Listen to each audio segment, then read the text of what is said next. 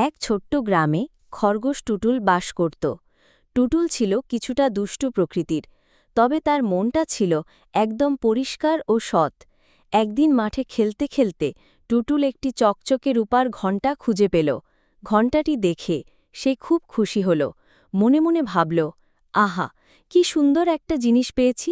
কিন্তু তার আনন্দ বেশিক্ষণ স্থায়ী হল না।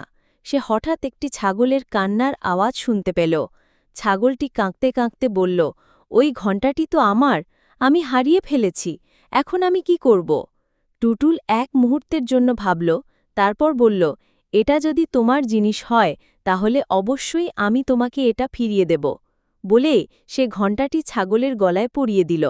ঘণ্টা ফিরে পেয়ে ছাগলটি আনন্দে লাফাতে শুরু করল আর বলল, তুমি সত্যিই খুব ভালো বন্ধু, তোমার সততার জন্য তোমাকে অনেক ধন্যবাদ। দিনের শেষে টুটুল বুঝতে পারল, যদি সত্যি কথা বলা যায় এবং সৎ থাকা যায় তাহলে বন্ধু আর ভালোবাসা দুটোই পাওয়া।